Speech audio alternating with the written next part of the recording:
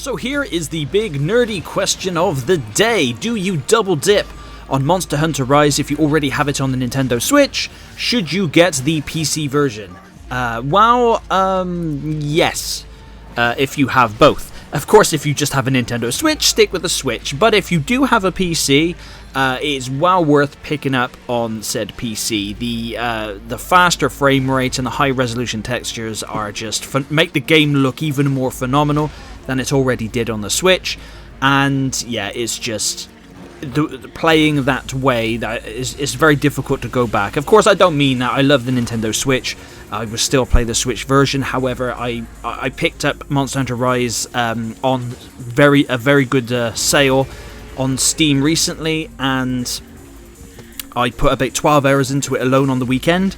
And I think it's safe to say that I was going to originally get Sunbreak on the Switch, and I will one day, but I think I'm going to pick it up day one on PC and play through it on that, because there's just something about having a load more frames and that kind of jazz. Just adds to the faster pace of Monster Hunter.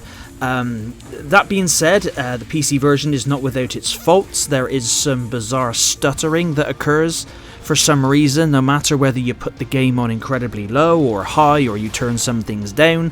Now, I have a near high-end gaming laptop. I haven't got the best, but I have higher than mid-tier, and I can play a lot of games and pretty much at high graphics. And yeah, there's just some bizarre stuttering that occurs, and of course I think the connection sometimes when you're playing online multiplayer sometimes can be a bit laggy, but then that could be the same be said for Nintendo's online multiplayer.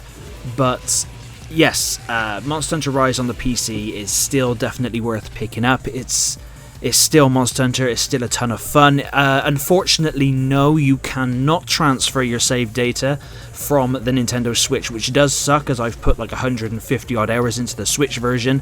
However, Monster Hunter, the loop and Rise is such a fun and great game anyway. I really did not mind starting from the beginning, because once you've played through it once and you kind of know the monsters and how they're going to attack you and all that kind of jazz, you'll pretty much just munch through them. You know the deal. Hunt the monsters, upgrade your gear, and just keep going and going and going. Rinse and repeat. And the game really is not that long. I saw the first set of credits after beating Magnum Mallow for, it was about 5 hours, maybe 6 hours. I did kind of plow through with the main just the main village quests, of course. Now I'm munching my way through. I think I'm on the 6-star quests now. But on the plus side, I'm going to be streaming to my YouTube channel every Friday for the time being. I'm going to up the streams more as if people want to watch them more. So every Friday up until Sunbreak, and when Sunbreak is released, I shall be streaming Monster Hunter Rise. So if you want to come and join me on that, and come and say hey, I'll be streaming about 8 o'clock, between 8 and 8:30 in the evening in UK time. So yeah, I look forward to having you there. But let me know in the comments down below, did you pick up Monster Hunter Rise on the Nintendo Switch and you have a PC and you've been wondering on whether to pick it up, or have you just waited to pick it up on PC? It's definitely worth it. To be honest, it's worth full price anyway. But if you can get it on offer, if you already have it for Switch, that's always a plus. But thank you very much for watching the video, and I shall catch you on the next one.